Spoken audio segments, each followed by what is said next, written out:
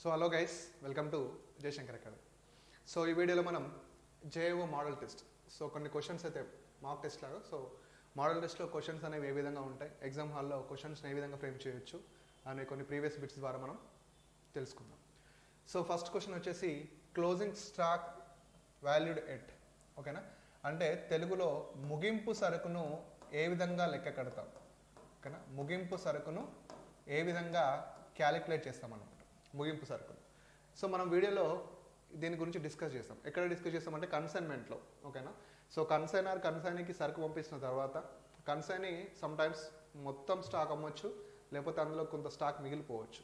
దాన్ని క్లోజింగ్ స్టాక్గా చూపిస్తారు. ఓకేనా, సో అక్కడ ఏమవుతుందంటే క్లోజింగ్ స్టాక్ని మనం క్యాలిక్యులేట్ చేసేటప్పుడు దేని ఆధారంగా క్యాలిక్యులేట్ చేస్తామంటే కాస్ట్, అంటే యాక్చువల్ ప్రైస్, అంటే అప్పుడు ఉన్నటువంటి దాని యొక్క యాక్చువల్ ప్రైస్, అసలు ధర, లేకపోతే మార్కెట్ ప్రైస్.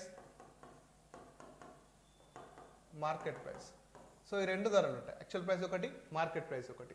సో మరి ఎవరిని తీసుకుంటామంటే ఈ రెండింటిని కంపారిజన్ చేస్తూ, ఓకేనా, ఈ రెండింటిని కంపేర్ చేస్తూ థర్డ్ ఆప్షన్ చూస్తే cost or market price whichever is lower, అంటే ఉన్నటువంటి కాస్ట్ ప్రైస్ అంటే యాక్చువల్ ప్రైస్ లేదా మార్కెట్ ప్రైస్, ఈ రెండిట్లలో ఏది తక్కువ ఉంటే అది తీసుకొని క్యాలిక్యులేట్ చేయడం జరుగుతుంది. ఓకేనా, క్లోజింగ్ స్టాక్ని ఏ విధంగా చేస్తామంటే actual price and market price రెండింటినీ తీసుకుంటాం, అంటే రెండింటినీ చూడడం జరుగుతుంది. సో ఈ రెండిట్లలో ఏదైతే తక్కువగా ఉంటుందో దానిని తీసుకొని మనం క్లోజింగ్ స్టాక్ని క్యాలిక్యులేట్ చేయడం జరుగుతుంది, క్లోజింగ్ స్టాక్ని చూపెట్టడం జరుగుతుంది. సో దీన్ని మనం వీడియోలో వెల్ డీటెయిల్గా ఎక్స్ప్లెయిన్ చేస్తాం కన్సైన్మెంట్లో. ఓకేనా, so next, in the absence of an agreement, interest on partners loan shall be paid. So 10%, 3.6%, 12%, so none of this. So in the absence of an agreement, okay na, so ఇది partnership లో discuss చేసామండి. ఓకేనా, partnership. ఓకేనా, so Indian partnership act 1932 ప్రకారం, ఓకేనా, 1932 ప్రకారం. So ఈ విధంగా ఉంటుంది ఇండియన్ పార్ట్నర్షిప్ యాక్ట్ 1932. సో ఏమవుతుందంటే భాగస్వామ్య వ్యాపారంలో మనకు అగ్రిమెంట్ అనేది కీలకం. ఒకవేళ సమ్టైమ్స్ అగ్రిమెంట్ కాకుండా నోటి మాట ద్వారా, అంటే అగ్రిమెంట్ కాకుండా భాగస్వామ్యంలో ఉన్నప్పుడు ఏ అంశాలు మనకి పరిగణలోకి వస్తాయనేది తెలుసుకున్నాం చాలా వెల్ డీటెయిల్గా. ఓకేనా, ఇక్కడ ఒకవేళ అగ్రిమెంట్ అవ్వకుండా ఉంటే, ఆబ్సెన్స్ ఆఫ్ అన్ అగ్రిమెంట్, ఒకవేళ partners loan shall be paid, ఒకవేళ ఏదైనా భాగస్తుడు లోన్ రూపంలో కంపెనీకి కొంత అమౌంట్ ఇంకెక్కువ ఇచ్చినప్పుడు దాని మీద ఇంట్రెస్ట్ అనేది ఖచ్చితంగా క్యాలిక్యులేట్ చేస్తాం. సో ఆ ఇంట్రెస్ట్ రేట్ ఎంత అని అడుగుతున్నాడు. ఆ ఇంట్రెస్ట్ రేట్ ఎంత? 10%, 3.6%, 12%, నన్ ఆఫ్ దిస్. సో ఒక్కసారి మనం పార్ట్నర్షిప్ వీడియోలో గమనిస్తే ఆబ్సెన్స్ ఆఫ్ అన్ అగ్రిమెంట్ లేనప్పుడు భాగస్వామ్య వ్యాపారంలో వచ్చే అంశాల గురించి మనం డిస్కస్ చేసాం. అక్కడ ఏదైనా భాగస్తుడు కంపెనీకి లోన్ రూపంలో అమౌంట్ని ఇచ్చినప్పుడు ఎంత పర్సెంట్కి క్యాలిక్యులేట్ చేస్తామంటే ఇంట్రెస్ట్ అనేది దెర్ ఈస్ 6%. ఏంటి? 6%కి క్యాలిక్యులేట్ చేయడం జరిగింది వెల్ డీటెయిల్గా. సో ఇక్కడ ఆప్షన్ వచ్చేసి none of this. Like B ఆప్షన్లో 3 లేకపోతే 3 మిస్టేక్లో పడిందేమో కానీ, సో 6%కి క్యాలిక్యులేట్ చేస్తాం, బాగా గుర్తుపెట్టుకోండి. ఓకేనా, next, so in the absence of an agreement partners shall salaries. ఓకేనా, సో అగ్రిమెంట్ లేనప్పుడు పార్ట్నర్స్కి మనం ఏమైనా సాలరీస్ ఇవ్వచ్చా అంటే, పార్ట్నర్షిప్ భాగస్వామ్య వ్యాపారంలో కొంత భాగస్తులు ఎక్కువ వర్క్ చేయడం జరుగుతుంది మేనేజ్మెంట్ విభాగంలో. ఓకేనా, మేనేజ్మెంట్ విభాగంలో ఆ విధంగా. సో వాళ్ళకి మనం సాలరీస్ ఆర్ కమిషన్స్ ఆ విధంగా ఏదో ఒకటి ఇస్తూ ఉంటాం. సో ఇక్కడ ఆబ్సెన్స్ ఆఫ్ అగ్రిమెంట్, ఓకేనా, ఇందులో ఈ భాగంలో అంటే అగ్రిమెంట్ లేని సందర్భంలో ఏ భాగస్తునికైనా కానీ సాలరీస్ అనేవి ఇవ్వమండి. ఓకేనా, ఇక్కడ to be paid, not to be paid, depends on the agreement, depending on agreement wrong. So ఇస్తామా ఇవ్వమా అనేది ఖచ్చితంగా చూస్తే ఇవ్వమండి. ఓకేనా, ఇవ్వం. So absence of agreement matter తీసుకుంటే, సో ఇందులోకి ఏ అంశాలు వస్తాయి చూసుకుంటే మనం ఏం డిస్కస్ చేసామంటే అందులో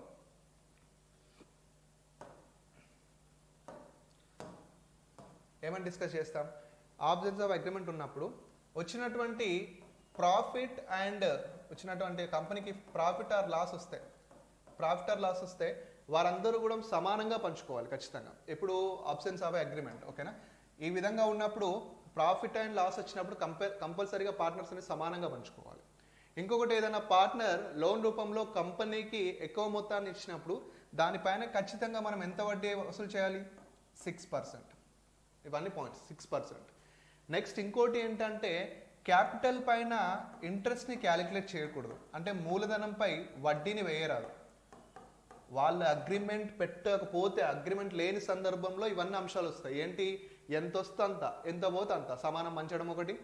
ఎవరన్నా ఎక్కువ తెచ్చిందనుకో వానికి 6% క్యాలిక్యులేట్ చేయడం ఇంట్రెస్ట్. ఇంకోటి, క్యాపిటల్ మీద ఇంట్రెస్ట్ని క్యాలిక్యులేట్ చేయరాదు. అంటే మూలధనంపై వడ్డీని ఇవ్వరాదు, మూలధనంపై వడ్డీని క్యాలిక్యులేట్ చేయరాదు. ఒకవేళ మూలధనంపై వడ్డీని క్యాలిక్యులేట్ చేయాలంటే అప్పుడు ఎలా ఉంటుందంటే అందరు భాగస్తులు దేని మీద చేయాలంటే కంపెనీకి వచ్చినటువంటి ప్రాఫిట్లో నుంచి కొంత భాగాన్ని చేయొచ్చు, కంపెనీ నుంచి వచ్చినటువంటి ప్రాఫిట్ నుంచి కొంచెం భాగం చేయొచ్చు, ఓకేనా. ఇంకోటి ఏంటంటే డ్రాయింగ్స్ పైన వడ్డీ వేయరాదు. అంటే కంపెనీలు భాగస్తులు కొందరు సొంత వాడకాలు, సొంతానికి వాడుకున్న నగదును సొంత వాడకాలు అంటారు, దానిపైన ఇంట్రెస్ట్ని క్యాలిక్యులేట్ చేయరాదు, ఓకేనా. డ్రాయింగ్స్ పైన ఇంట్రెస్ట్ని అస్సలు క్యాలిక్యులేట్ చేయరాదు, okay. Next new admission of partner, ఓకేనా. న్యూ అడ్మిషన్ ఆఫ్ పార్ట్నర్ అంటే కంపెనీకి కొత్త భాగస్తుడు కానీ పాత భాగస్తుడు, అంటే ఉన్న భాగస్తుడు వెళ్ళిపోవడం కానీ కొత్త భాగస్తుడు రావడం కానీ జరగదు, ఓకేనా. సో ఈ విధంగా. అండ్ నెక్స్ట్ చూస్తే ఎవరన్నా కంపెనీ భాగస్తులలో ఉంటారు కదా, కంపెనీలలో పార్ట్నర్స్ ఉంటాడు. ఎవరన్నా ఉరికూరికి ఎక్కువ వర్క్ చేసిన అనుకో, ఎవరన్నా ఎక్కువ వర్క్ చేసిన అనుకో, వానికి ఎట్లాంటి నువ్వు ఇంత వర్క్ చేసినావు కదా, ఇంత శాలరీ తీసుకో, పోనీ ఇంత అమౌంట్ తీసుకో అని ఇవ్వరాదు, ఎప్పుడు అగ్రిమెంట్ లేనప్పుడు, ఓకేనా. So these are all points in ఇక్కడ అబ్సెన్స్ ఆఫ్ అగ్రిమెంట్లో మనకి ఇన్వాల్వ్ అవుతాయి. సో ఇవన్నీ మనం డిస్కస్ చేసాం. మీకు ఇక్కడ ఇంకోటి లాస్ట్ పాయింట్ ఏంటంటే మేనేజ్మెంట్లో అందరూ భాగస్తులు కావాలి. ఇక స్లీపింగ్ పార్ట్నర్, మేనేజ్మెంట్ పార్ట్నర్ ఇవన్నీ ఉండవు. సో అందరూ సమానంగా పని చేయాల్సిందే, ఓకేనా. అందరూ సమానంగా పని చేయాల్సిందే. ఎవడన్నా ఎక్కువ పని చేస్తే వానికి జీతం ఇచ్చుడు ఉండదు, ఎవడన్నా డబ్బులు వాడుకుంటే వానికి సొంత వాడకాలపై వడ్డీ వేయడం ఉండదు, మూలధనంపై వడ్డీని క్యాలిక్యులేట్ చేయడం. ఒకవేళ మూలధనంపై వడ్డీని క్యాలిక్యులేట్ చేయాలంటే వచ్చినటువంటి లాభాల నుంచి చేస్తాం. ఇంకోటి చూసుకుంటే ఎవరన్నా భాగస్తుడు కొంత అమౌంట్ కంపెనీలో ఎక్కువ లోన్ రూపంలో వస్తే 6% వడ్డీ ఇస్తాం.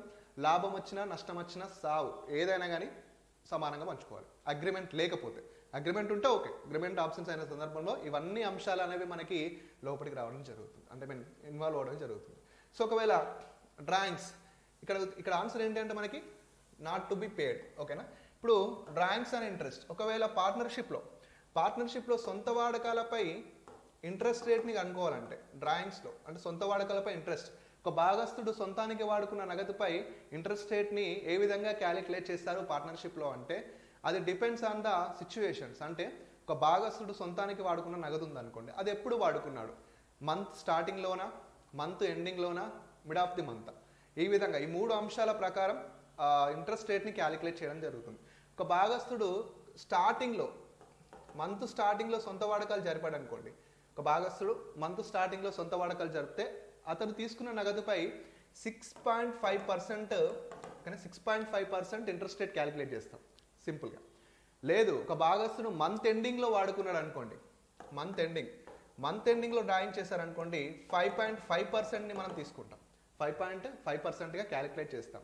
లేదు అటు స్టార్టింగ్ కాకుండా ఇటు ఎండింగ్ కాకుండా మిడ్లో వాడుకున్నాడు అనుకోండి, ఓకేనా, మంత్ మిడ్ టైంలో వాడుకుంటే 6%గా క్యాలిక్యులేట్ చేస్తాం. ఎప్పుడైతే పార్ట్నర్షిప్ అగ్రిమెంట్ ఉంటుందో అప్పుడు సొంత వాడకాలపై ఖచ్చితంగా మనం డ్రాయింగ్స్పై ఖచ్చితంగా ఇంట్రెస్ట్ రేట్ని కనుక్కోవాల్సి ఉంటుంది. అవి 3 విధాలుగా ఉంటుంది, month starting, mid of the month and end of the month, okay. So ఈ విధంగా ఈజీగా గుర్తుపెట్టుకోండి. ఏముంది ఇలా సొంత వాడకాలపై వడ్డీని ఏ విధంగా క్యాలిక్యులేట్ చేస్తారంటే 6.5 స్టార్టింగ్, మిడిల్లో అయితే 6%, ఎండింగ్లో అయితే 5.5%, అంతే సింపుల్గా గుర్తుపెట్టుకోవచ్చు. సో ఇవన్నీ కూడా మనం క్లాస్లో డిస్కస్ చేసాం. అంటే ఆబ్సెన్స్ ఆఫ్ ది అగ్రిమెంట్లో ఉన్నటువంటి అంశాలలో మనకి 2 క్వశ్చన్స్ ఇందులో ఇవ్వడం జరిగింది, 2 క్వశ్చన్స్ ఫ్రేమ్ అవ్వడం జరిగింది. అండ్ ఒకవేళ అగ్రిమెంట్ అనేది ఉంటే డ్రాయింగ్స్ పైన ఇంట్రెస్ట్ రేట్ని ఏ విధంగా కనుక్కుంటాం అనేది కూడా మనం వీడియోలో క్లియర్గా ఎక్స్ప్లెయిన్ చేయడం జరిగింది, ఓకేనా. నెక్స్ట్ చూస్తే 4th question, in order to constitute a partner firm minimum persons are, ఓకేనా. సో ఒక పార్ట్నర్షిప్లో మినిమం ఎంతమంది ఉండొచ్చు, ఓకేనా. ఒక భాగస్వామ్య వ్యాపారంలో మినిమం ఎంతమంది ఉండొచ్చు. సో మినిమంగా చూసుకుంటే 2 పర్సన్స్ అండి, మినిమం 2%, ఖచ్చితంగా 2% ఉండాలి మినిమం. సో ఒకవేళ మ్యాక్సిమం అవన్నీ విషయాలకు వస్తే 2 టైప్స్ ఉంటాయి. ఒకవేళ జనరల్ బిజినెస్ అయిందనుకోండి, సాధారణ జనరల్ బిజినెస్ అయిందనుకోండి, జనరల్ బిజినెస్ అయితే మనకి 20 వరకు అలా ఉంటుందండి, 20 మెంబర్స్ వరకు అలా ఉంటుంది. ఒకవేళ బ్యాంకింగ్ సంబంధించినటువంటి బిజినెస్ అయింది అనుకోండి, బ్యాంకింగ్కి సంబంధించినటువంటి బిజినెస్ అయితే ఓన్లీ 10 మెంబర్స్ మాత్రమే మ్యాక్సిమంగా లిమిట్గా చూసుకుంటాం. సో ఇక్కడ ఏమడుతున్నాడు order construction, minimum partners, minimum persons అంటే 2, ఇద్దరు లేనిది భాగస్వామ్య వ్యాపారం కానే కాదు, ఒక్కడైతే మొనోపలి సోలో అవుతుంది. ఓకేనా. నెక్స్ట్ చూస్తే joint venture is a. So joint వెంచర్ని డిస్కస్ చేసాం మనం వీడియోస్లో, జాయింట్ వెంచర్ని డిస్కస్ చేసాం, జాయింట్ వెంచర్కి కన్సైన్మెంట్కి డిఫరెన్స్ డిస్కస్ చేసాం, జాయింట్ వెంచర్కి పార్ట్నర్షిప్కి డిస్కస్ చేసాం. జాయింట్ వెంచర్ అనేది look like partnership but not partnership. ఓకేనా. Dolphins look like a fish but not fish లాగా జాయింట్ వెంచర్ అనేది పార్ట్నర్షిప్ లానే ఉంటుంది, బట్ అది పార్ట్నర్షిప్ కాదు. సో దానికి దీనికి మధ్య డిఫరెన్సెస్ కూడా మనం వీడియోలో చాలా క్లియర్గా నేర్చుకున్నాం. సో జాయింట్ వెంచర్ అనేది ఏంటంటే ఒక నిర్ణీత సమయానికి ఏర్పడినటువంటి ఒక బిజినెస్ ఒక పర్టికులర్ టైంలో ఉంటుంది, ఆ పర్టికులర్ టైం తర్వాత ఎండ్ అయిపోతూ ఉంటుంది. ఓకేనా. దాని ఆ విధంగా ఉంటుంది. సో ఇదే ఇట్స్ ఎ పర్టికులర్ బిజినెస్ అంటే partnership, it's a particular partnership. ఇందులో ఉండే పార్ట్నర్స్ని కో వెంచర్స్, కో అడ్వెంచర్స్గా పిలుస్తాం మనం. పార్ట్నర్షిప్లో అయితే పార్ట్నర్స్ అంటాం, ఓకే. జాయింట్ వెంచర్ అయితే కో వెంచర్స్, కో అడ్వెంచర్స్గా పిలవడం జరుగుతుంది. ఓకేనా. Next, A and B sharing profits and losses in the ratio of 2:1. Admit C as a partner giving him 1/4 share. The new profit sharing ratio will be. Okay na? Very very important andi. A and B sharing profits and losses in the ratio of 2:1. 2:1 నిష్పత్తిలో వాళ్ళు profit and loss ని share చేసుకుంటున్నారు. Admit C as a partner giving him 1/4 share. C ని కొత్తగా తీసుకొచ్చినప్పుడు అతనికి 1/4 share ఇచ్చారన్నమాట. The new profit sharing ratio will be. ఓకేనా. సో దీన్ని రేషియో ప్రపోర్షన్స్ వస్తే ఈజీగానే చేయొచ్చు, నో ప్రాబ్లం. ఏమవుతుంది ఇక్కడ టోటల్గా, so A and B ratio ఎంతనా, A and B ratio 2:1. C అనే వ్యక్తి ఎంతలో జాయిన్ అయ్యిండు, 1/4లో. అంటే ఇక్కడ మనకి టోటల్ పార్ట్స్ ఎన్ని, 4 పార్ట్స్, టోటల్ పార్ట్స్ అన్ని 4 పార్ట్స్గా ఇవ్వడం జరుగుతుంది. అంటే ఈ టోటల్ 4 పార్ట్స్లో ఏ పార్ట్స్ ఎన్ని, 2 parts by 4, బి పార్ట్స్ ఎన్ని, 1 part by 4, సి పార్ట్స్ ఎన్ని, 1 part by 4. సో ఎప్పుడు కింద ఉండేది ఎప్పుడు కూడా మనకి టోటల్ పార్ట్స్గా తీసుకుంటాం మనం. ఓకేనా. సో ఇక్కడ టోటల్ 4 పార్ట్స్ ఉంటే ఏవి 2 parts ఉన్నాయి, బిది 1 part ఉంది, సిది 1 part ఉంది. ఇక్కడ చూసుకుంటే మరి ఇక్కడ 1/3, ఇక్కడ 4 లేదు, ఇక్కడ 5 12 3 3, ఇక్కడ 8 8, 3 క్యాన్సిల్ అవ్వదు. సో ఇక్కడ 1/2 ఉంది, 1/4 ఉంది, 1/4 ఉంది. సో 1/2 అంటే 2 1s are 2, 2 2s are 4 కదా. అంటే ఇప్పుడు 1/2, 1/4 అండ్ 1/4.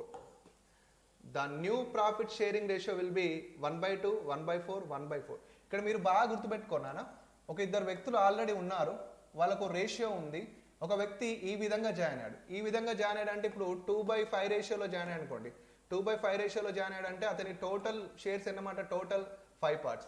ఇక మిగిలినవి బికి ఏకి పంచాల్సి ఉంటుంది. ఓకేనా. ఇది రేషియోస్లో అడిగేటటువంటి question, profit and ratio. Next చూసుకుంటే the manager is entitled to a commission 5% on profits before dedicating the commission. The profit is ₹2,100, therefore commission will be. So profit 2,100, 5% commission on profits. So ఫైనల్గా ఏమడుతున్నాడు అంటే commission అడుగుతున్నాడు, ఫైనల్గా commission. So 2,100లో 5% commission అంటే 10% ఏమో 210 అవుతుంది, 10% అవుతుంది, 210 అవుతుంది. 5% ఏమవుతున్నాను, 5% ఏమవుతుంది, ఇందులో ఆఫ్ అవుతుంది. సో 210లో ఆఫ్ అంటే 105, 210లో ఆఫ్ అయితే 105. సో ఈ విధంగా కాంపిటేటివ్లో అయితే ఈ విధంగా చేస్తాం. మనం అకౌంట్స్లో అయితే ఏ విధంగా చేస్తామంటే 2,100 ఇంటూ 5/100. ఈ 2 సున్నాలు కాలం, 5 ఎక్కం 5, 5 2 10, 105. సో ఎగ్జామ్లో ఇదంతా చేస్తూ ఉంటే నడవదు, చూస్తే చెప్పేయచ్చు. 2,100లో 5% క్యాలిక్యులేట్ చేయాలంటే 2,100లో 10% 210, 210లో ఆఫ్ 105, అంటే 10%లో ఆఫ్ ఎంత 5% కాబట్టి 105. సో ఇవన్నీ ట్రిక్స్, ఇవన్నీ ఈ విధంగా కాంపిటేటివ్లోకి మనం మూవ్ అవ్వాల్సి ఉంటుంది ఖచ్చితంగా. ఓకేనా. నెక్స్ట్ క్వశ్చన్ చూస్తే, ఓకేనా, prepaid rent is shown as. Prepaid rent అది ముందుగా చెల్లించినటువంటి జీతం, రెంట్ అద్దె. సో ప్రీపేడ్ ఎప్పుడు కూడా prepaid rent, prepaid salary, prepaid wages ఇవన్నీ కూడా మనం ఏదైతే ముందుగా చెల్లించిన ఖర్చులు ఉంటాయో ఎప్పుడైనా, అంటే ఫ్యూచర్లో ఉన్నటువంటి ఖర్చులని ముందుగా చెల్లిస్తామో అది ఎప్పుడు కూడా మనకి ఏమవుతుందంటే అసెట్ అవ్వడం జరుగుతుంది, ఖచ్చితంగా ఆస్తి అవ్వడం జరుగుతుంది అని అసెట్. సో ప్రీపెయిడ్ రెంట్ కానీ, ప్రీపెయిడ్ సాలరీస్ కానీ, ఓకేనా, గుర్తుపెట్టుకోండి, prepaid rent, so prepaid salaries, prepaid wageses, వేతనాలు. సో ఇవన్నీ ఖర్చుల్ని ఎప్పుడైనా మనం ముందుగా చెల్లించామనుకో, సింపుల్గా ముందుగా ఉన్నటువంటి మనకు ముందు జరగబోయే ఖర్చుని మనం ఎప్పుడే ముందుగా చెల్లించామనుకో అది ఎప్పుడు కూడా మనకు అసెట్ అవుతుంది, అది ఎప్పుడు కూడా మనకి అసెట్ అవ్వడం అవుతుంది. సో ఇవాళ జేఓ మోడల్ టెస్ట్ ఈ విధంగా క్వశ్చన్, శాంపిల్ క్వశ్చన్స్ అనే విధంగా, కానీ sample questions. So already course తీసుకున్న వాళ్ళకైతే మనం ఇప్పుడు డిస్కస్ చేసినటువంటి క్వశ్చన్లో చూడండి ప్రతి ఒక్క బిట్ కవర్ అయిందండి, ఎవ్రీథింగ్ ఈజ్ కవర్డ్, ఓకేనా. ఇవన్నీ ఎగ్జామ్ హాల్లో అంటే ఎగ్జామ్ పాయింట్ ఆఫ్ వ్యూలో నేర్చుకున్నటువంటి క్వశ్చన్స్ మాత్రమే. సో ఇంకా ఎవరైనా కోర్స్ని తీసుకొని వాళ్ళు ఉంటే, ఇంకా ఎవరైనా కోర్స్ని తీసుకొని వాళ్ళు ఉంటే వాళ్ళు ఖచ్చితంగా ఈరోజు బై చేయండి. 1000 రూపీస్, సో 1000 రూపాయలకి మాత్రమే ఆగస్టు 8 వరకు వ్యాలిడిటీ ఉంటుందండి, ఆగస్టు 8 వరకు. సో వే ఆఫ్ టీచింగ్ ఏ విధంగా ఉంటుందంటే ఈ విధంగానండి, కాన్సెప్ట్ చెప్పడం, వాటికి సంబంధించినటువంటి మోడల్ టెస్ట్ మార్క్ సెషన్స్ నిర్వహించడం, ఈ విధంగా డీటెయిల్గా ఎక్స్ప్లెయిన్ చేయడం. అంటే ఎక్స్ప్లెనేషన్ కూడా ఏదో క్వశ్చన్ రాగానే ఆన్సర్ చెప్పినట్టు కాకుండా మీరు ఒక్కసారి ఎక్స్ప్లెనేషన్ పూర్తిగా గమనిస్తే, ఓకేనా. సో క్లోజింగ్ స్టాక్ ఏ విధంగా ఎక్స్ప్లెనేషన్ చేస్తాం. నెక్స్ట్ ఇంట్రెస్ట్, ఆప్షన్స్, ఇక్కడ ఆప్షన్స్ గురించి మాట్లాడాం 6%. నెక్స్ట్ ఇక్కడ చూసుకుంటే అగ్రిమెంట్లు, ఇవన్నీ తీసేసాం కానీ అగ్రిమెంట్లో వచ్చే అంశాలు ఏంటి, రానివి అంటే అగ్రిమెంట్ లేనప్పుడు ఏ మ్యాటర్స్ ఇన్వాల్వ్ అవుతాయి దాని గురించి డిస్కస్ చేస్తాం.